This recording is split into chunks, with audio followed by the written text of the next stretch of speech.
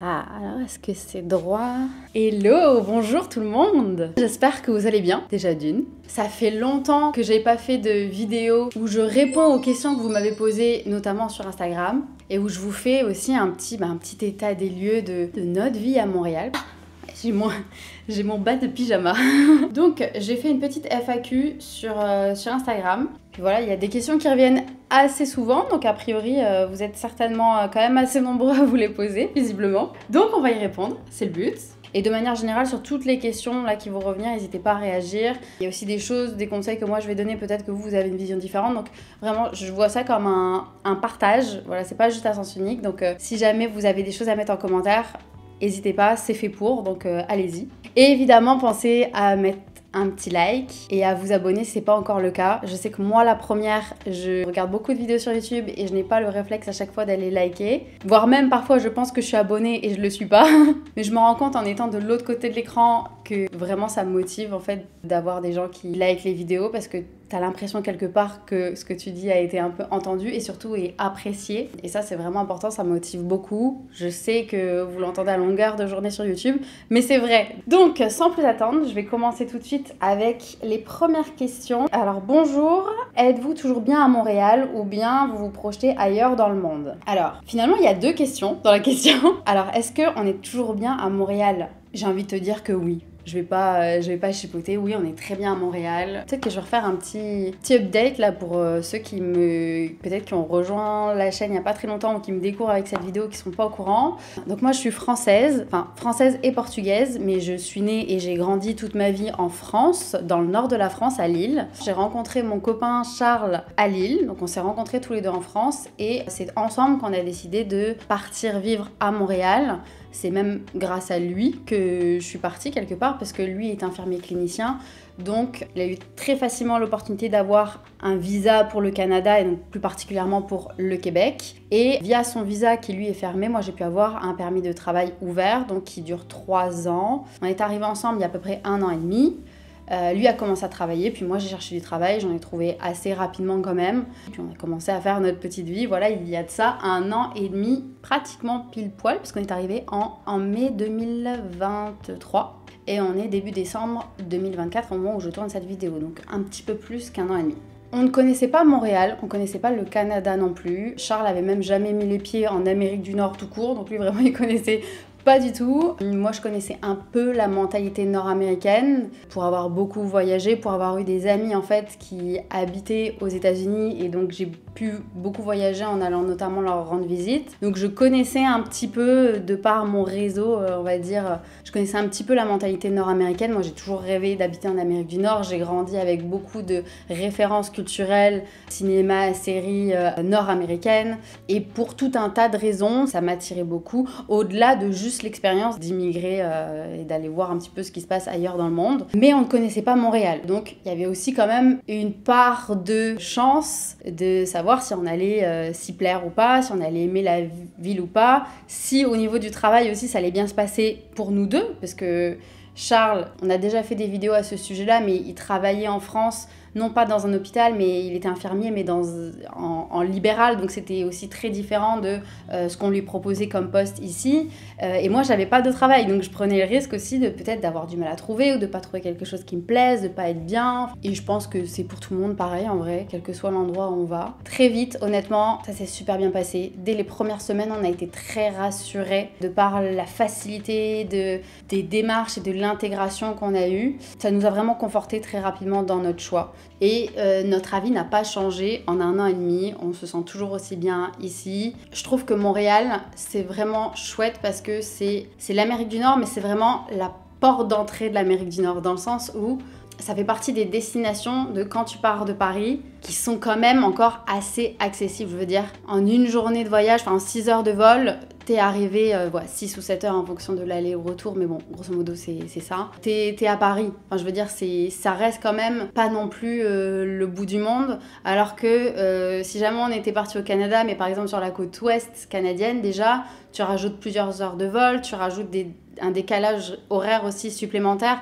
Donc pour ça, en fait, Montréal, je trouve que ça a plein d'avantages. T'es à côté des États-Unis, pour les voyages, je trouve que c'est vraiment génial. Et surtout, juste pour la qualité de vie. Enfin, moi, je trouve qu'on est vraiment bien à Montréal. Pour discuter beaucoup avec des amis, avec même des collègues français installés ici, et pour comparer même à juste nos expériences personnelles que j'ai déjà racontées dans d'autres vidéos, je me sens beaucoup plus en sécurité ici. Quand je me balade à Lille le soir et que je sais que il y a certaines rues que je peux pas prendre parce qu'elles sont pas assez éclairées le soir, où il y a quelques stations sur lesquelles à partir d'une certaine heure, il faut pas que j'aille toute seule. Évidemment, le risque zéro n'existe pas, mais grosso modo, ici à Montréal, je vais prendre le métro à minuit et puis il va rien m'arriver, quoi. Je veux dire, c'est plutôt safe, et c'est pas pour rien que le Canada est arrivé, je pense, numéro 1 dans les destinations les plus agréables à vivre, je crois, cette année. Enfin, pour moi, ça aurait pas de sens de revenir en arrière parce que ma vie est ici, mon travail est ici, mes habitudes maintenant aussi sont ici, et j'adore la France, j'adore l'Europe, et je prends maintenant beaucoup plus de plaisir à m'intéresser à la France et à l'Europe parce qu'il y a énormément de culture. Je prends beaucoup plaisir à y aller justement pour voir ma famille déjà évidemment, mais pour bien manger, pour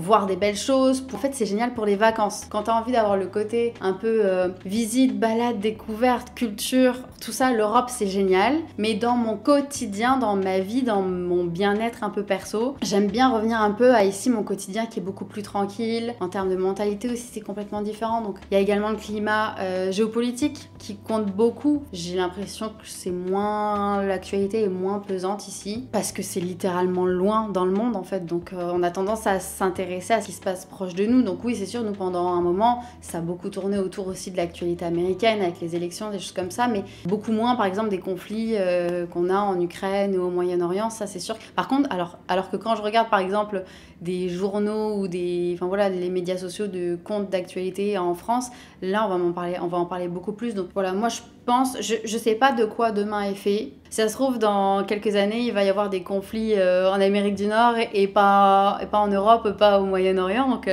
voilà, c'est difficile à dire, mais moi j'ai l'impression quand même qu'ici on est bien, on se sent un peu, peut-être à tort, mais un peu protégé de tout ce qui se passe dans le monde. Pour ces raisons-là, on voudrait rester. D'ailleurs, j'en profite pour vous le dire, mais on a commencé les démarches pour la résidence permanente. Donc oui, on se verrait bien rester au Canada dans les années à venir. Après, c'est une bonne question, est-ce qu'on resterait à Montréal ou pas? Je pense que d'ici quelques années aussi, si on envisage d'acheter un appartement, le centre-ville de Montréal, ça va être compliqué. Donc peut-être qu'on sera un peu plus ou moins obligé de s'intéresser à ce qui se passe autour de Montréal. Il y avait une autre question qui tournait autour de ça, c'était comment se passe ta vie à Montréal? Te vois-tu toujours y vivre sur le moyen long terme? Donc, te vois-tu toujours y vivre sur le moyen long terme? J'ai déjà plus ou moins répondu. Comment se passe ta vie à Montréal? Je commence vraiment à avoir une vraie routine à Montréal. Pour ceux qui ne le savent pas, donc moi je travaille dans le domaine de la communication et événementielle. Je travaille en télétravail depuis chez moi. Et ça aussi, c'est une grosse différence avec ma vie avant en France parce que j'avais fait un peu de télétravail en France comme tout le monde à la période du Covid. Je trouve qu'en France, les boîtes sont pas vraiment préparées à ça. Enfin, c'est même pas en France, c'est de manière générale.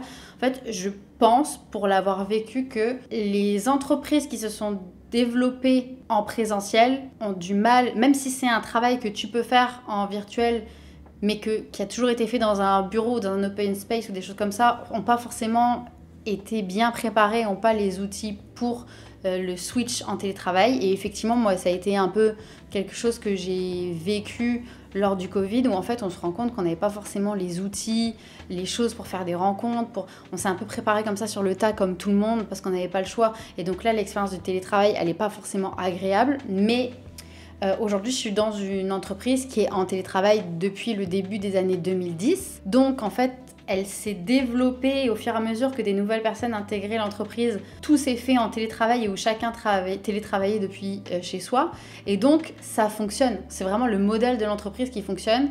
Et pour ça, j'adore le télétravail parce que aujourd'hui, en tout cas, dans la structure dans laquelle je suis, ça fonctionne super bien et ça va super bien avec mon mode de vie. Et je suis trop contente d'avoir la chance de pouvoir travailler depuis chez moi et de ne pas perdre du temps, par exemple, dans les transports ou des choses comme ça qui sont un peu les intérêts évidents du télétravail. Le gros intérêt pour moi, c'est que Charles n'a pas le même rythme de vie que moi et lui il travaille beaucoup, notamment le soir, de 15h à 23h.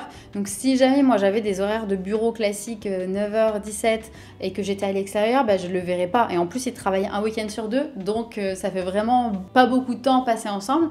Là l'avantage c'est qu'au moins le midi on mange ensemble, enfin ça permet vraiment de se voir beaucoup plus et pour ça je trouve que j'ai une chance incroyable et j'ai la chance que le télétravail soit aussi développé ici. Il y a des inconvénients, moi je trouve aussi quand même qu'il y a des inconvénients au télétravail, notamment plus dans le fait de pas avoir de coupure parce que tu travailles depuis chez toi. Donc en fait, dès que tu regardes ton ordinateur qui est littéralement chez toi, tu vas peut-être penser à des choses de ton travail, ce qui est pas forcément sain. En plus moi mon bureau il est vraiment en plein milieu de ma pièce à vivre, enfin il est vraiment central dans l'appartement, je passe tout le temps devant. Voilà, maintenant on a vraiment notre routine ici, on est bien, on a nos habitudes pour tout, pour les courses, le marché, le loisir, je trouve que c'est une ville qui est tellement agréable à vivre. Montréal, nous on est juste en bas de chez nous, on a la place des Arts, il y a tout le temps des festivals. Là au moment où je vous parle, il y a une patinoire gratuite en bas de chez nous. Là je peux prendre mes patins, je peux les patiner. Enfin je veux dire, il y a tout le temps des choses à faire. Et donc tu t'ennuies pas, et donc ça c'est vraiment chouette. Comme j'avais déjà plus ou moins répondu à cette question-là, d'ailleurs je l'ai eu une 3e fois cette question, est-ce que vous vous plaisez toujours autant au Canada? J'ai l'impression que ça fait déjà 20 minutes sur ça, mais oui, on se plaît toujours autant au Canada, au Québec et à Montréal particulièrement. On m'a demandé quel serait notre prochain voyage. Alors personnellement, le prochain voyage, il est dans une semaine et c'est d'aller en France pour les fêtes de fin d'année. Est-ce que ça compte vraiment comme un voyage? C'est pas une nouvelle aventure, c'est vraiment le retour au bercail pour les fêtes de fin d'année. Mais voilà, c'est littéralement le prochain voyage, mais qui me concerne que moi, parce que Charles reste ici. Je l'abandonne lâchement pour les fêtes de fin d'année parce qu'il travaille. Et que moi, l'entreprise dans laquelle je travaille est fermée pour les fêtes et j'ai des congés un peu imposés à cette période-là, donc autant en profiter pour aller voir ma famille. Puis en plus, moi, je peux me mettre en télétravail et donc partir un peu plus longtemps, ce qui est un avantage que Charles, lui, il aurait pu à la rigueur avoir une semaine, mais partir en France que pour une semaine à cette période de l'année au prix que ça coûte, il n'y a pas d'intérêt. Et il y a d'autant moins d'intérêt qui est le point suivant que je vais amener, c'est-à-dire que le prochain voyage en commun avec Charles, il est prévu et c'est d'aller à Marrakech pour l'anniversaire de Charles, parce que Charles va fêter ses 30 ans en janvier. Et donc, on a prévu dans l'année un voyage avec Charles, avec sa famille, puis avec des amis aussi. L'intérêt de ce voyage, c'est d'une part pour Charles de profiter de passer du temps avec sa famille, mais de pas avoir à poser des jours pour aller en France. Là, c'est un peu un deux en un. Et on voit la famille, et en même temps, nous, ça nous fait un voyage autre que aller toujours en France et toujours chez nos parents, parce que même si c'est super de voir la famille, au bout d'un moment, on a aussi envie de profiter de nos vacances pour des vacances, et pas tout le temps pour revenir en France à chaque fois. Mais voilà, donc oui, prochain voyage France et Marrakech en 2025. Question suivante, pourquoi es-tu moins présente sur les réseaux sociaux, YouTube particulièrement? Alors, j'avoue que je redoutais un petit peu cette question, je m'en doutais parce qu'elle est complètement légitime. C'est sûr que je suis un peu moins présente sur YouTube. En fait, ce qui est pas évident, c'est que faire des vidéos YouTube, c'est long, c'est beaucoup de travail. Il y a la vidéo que je filme. Il y a tous les rushs aussi qui sont coupés au montage que vous voyez pas. Donc souvent une vidéo qui va durer 10 minutes, en vérité j'ai pratiquement 1 heure de rush que j'ai coupé et qui se sont évaporés, plus le travail qu'il y a dessus, parce même une vidéo de 10 minutes, en vérité je vais mettre plusieurs heures à la monter. Donc c'est beaucoup de travail de faire une vidéo YouTube, et c'est sûr qu'avant j'en faisais beaucoup plus parce que en arrivant à Montréal, j'avais beaucoup plus de temps aussi pour le faire parce que j'avais pas commencé tout de suite le travail. Donc les premières semaines, j'arrivais à avoir un rythme de, je crois, même une vidéo par semaine pendant un bon moment, ce qui est un super rythme. Faut se dire que les youtubeurs, les youtubeuses qui, eux, gagnent leur vie avec YouTube et qui sont entourés d'équipes, qui ont des monteurs, qui ont des gens qui les aident à développer leur projet, ont ce rythme d'une vidéo par semaine. Donc quand on a une vie à côté, une vie de couple et surtout un travail à temps plein à côté, c'est très difficile d'avoir le même rythme. On joue pas dans la même cour, clairement. Et en plus, donc moi, je travaille dans la communication et l'événementiel, qui n'est pas un rythme de travail très linéaire, c'est-à-dire que moi, normalement, le minimum, c'est une semaine de travail, c'est 37,5 heures, mais dans les périodes où j'ai des événements, je vais avoir la charge de travail qui va vraiment augmenter et où je vais faire vraiment beaucoup plus d'heures dans la semaine qu'en temps régulier, quoi. Et donc, il y a des périodes de l'année, notamment, on va dire, le printemps et l'automne, qui sont les périodes les plus chargées me concernant en termes de travail, et donc forcément, là où je mets beaucoup de travail et d'énergie, je peux pas le mettre ailleurs et sur mes projets personnels, et c'est normal parce que c'est pas YouTube qui remplit mon frigo, qui paye mon loyer. En plus de ce travail-là que j'ai ici, j'aide aussi mes parents un peu dans leur restaurant où je gère un peu aussi leur communication, la création de contenu, les réseaux sociaux, des envois d'emails, des choses comme ça. Donc tout ça, je le fais aussi en plus de mon travail. Donc ça plus ça, c'est déjà beaucoup de choses. Et en plus, tout ça fait que je passe déjà 80% de mon temps devant un écran. Donc en plus, il faut trouver la motivation de filmer et de refaire du montage qui se passe à nouveau sur un ordinateur. Il y a des moments où en fait l'écran j'en peux juste plus et où j'ai pas la motivation d'aller dessus, et donc c'est très difficile, c'est d'autant plus difficile de garder ce rythme là, mais quand même je me félicite à moi-même de réussir à sortir au moins une vidéo par mois, ce que je trouve sensationnel par moment. Donc il y a des mois où j'arrive à en sortir plus et où c'est super, mais j'essaie en tout cas de faire en sorte qu'il n'y ait pas plus d'un mois entre les sorties de vidéos, mais c'est vraiment difficile parce que c'est beaucoup de travail. Je pourrais me mettre moins de pression, faire moins de montage, faire un peu moins du contenu, un peu moins travaillé ou des choses comme ça, ou même là je sais qu'une vidéo comme je tourne là c'est plus facile à monter parce que voilà, il n'y a pas d'effets, de trucs très waouh, mais j'ai aussi envie de vous partager les vidéos que moi j'aime voir et que j'aime faire, et donc je me mets un peu une pression dans le sens où je veux toujours améliorer, et d'ailleurs je me force aussi parfois à me dire là stop, sinon tes vidéos tu les sors jamais. Mais voilà, j'ai pas envie de me mettre la pression, j'ai envie de faire ça parce que c'est un loisir, comme il y en a qui aiment faire du vélo le week-end, bah moi j'aime faire des vidéos, monter des vidéos.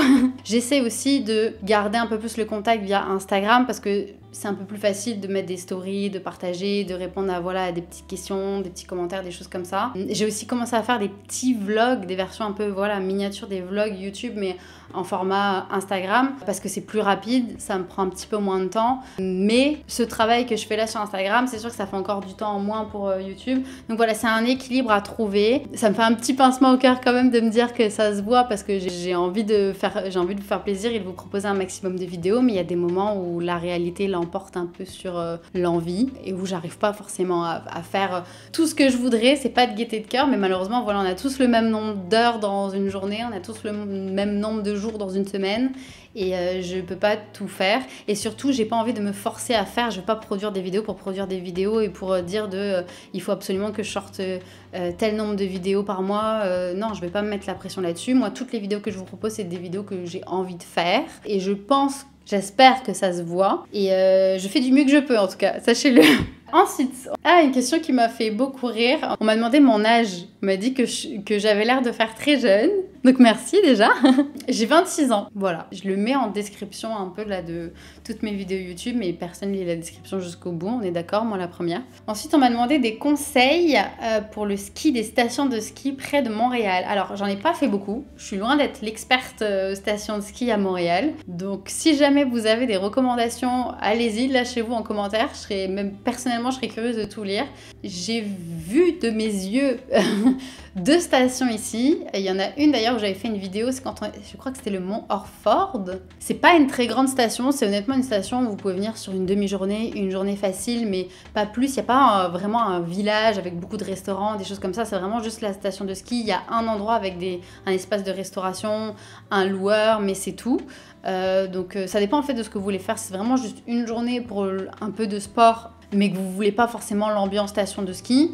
Mont Orford, ça peut être sympa. J'ai beaucoup entendu parler de Bromont, et ça, j'avoue que ça a l'air très sympa, assez familial, et beaucoup plus grand que Mont Orford, il semblerait. Donc ça, c'est sur ma bucket list, mais je l'ai jamais fait jusqu'à présent. Donc, sinon, la plus connue, et celle que j'ai... Alors, j'ai pas skié là-bas, mais en Italie, et c'est prévu qu'on aille potentiellement skier là-bas bientôt, c'est Mont-Tremblant. Ça fera une surprise à personne, hein, mais c'est, je pense, la station près de Montréal la plus renommée dans les environs. Là, on est vraiment dans la station de ski qui fait très téléfilm américain. Voilà, petit village de Noël très mignon avec plein de petits restaurants, plein plein d'hôtels, enfin c'est vraiment très très beau. Donc au-delà du sport, j'ai envie de dire, l'ambiance de Mont-Tremblant est vraiment très très sympa. Et d'ailleurs Mont-Tremblant est ouvert toute l'année, il y a aussi des activités l'été là-bas.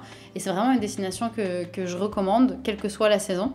Mais le ski là-bas a l'air particulièrement chouette. C'est pour ça que je suis obligée de vous en parler. On s'entend que je parle surtout aux Français ou aux Suisses ou enfin voilà, à des personnes qui ont eu l'occasion d'aller skier notamment dans les Alpes. C'est sûr que la montagne n'a rien à voir, donc sûrement que vous n'allez pas vouloir comparer, en tout cas cherchez pas à comparer les stations des Alpes et Mont-Tremblant parce que ça n'a juste rien à voir. Mais c'est pour ça que je trouve que le côté village et un peu téléfilm américain, là, téléfilm de Noël en fait, c'est exactement ça, on se croirait dans un téléfilm de Noël à Mont-Tremblant. Mais voilà, je vais lire avec impatience vos commentaires sur vos conseils pour les stations de ski. Là, j'ai bien hâte de voir tout ça. Alors, je regarde tout de suite si j'ai pas une dernière petite question. Il y a beaucoup de questions qui tournent autour de toute façon du Canada, de si on se voit rester à Montréal ou pas.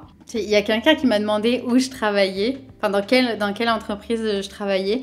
Ça, je ne répondrai pas parce que ça fait partie de ma vie privée et je pense pas que c'est une grande valeur ajoutée de toute manière. Donc, vous parlez de mon organisation, du télétravail, de tout ça de manière générale, mais je vais pas parler de l'entreprise dans laquelle je travaille ni des clients pour lesquels je travaille parce qu'il y a aussi des choses qui sont confidentielles. Je travaille pas pour la CIA là, on s'entend, mais ce serait pas très professionnel de ma part de tout balancer sur YouTube.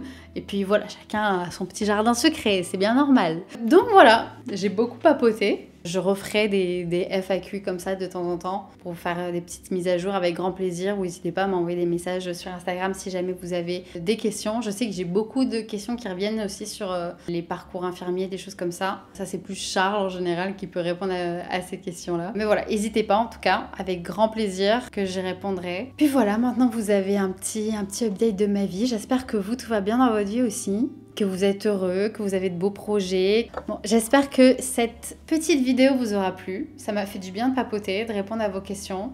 Je vous souhaite une très belle fin de journée. Là, il est quelle heure ? 17h. Ah, waouh, on dirait qu'il est 22h. On se retrouve très vite dans une prochaine vidéo, dans un prochain vlog. D'ici là, je vous fais de gros bisous et je vous dis à très vite.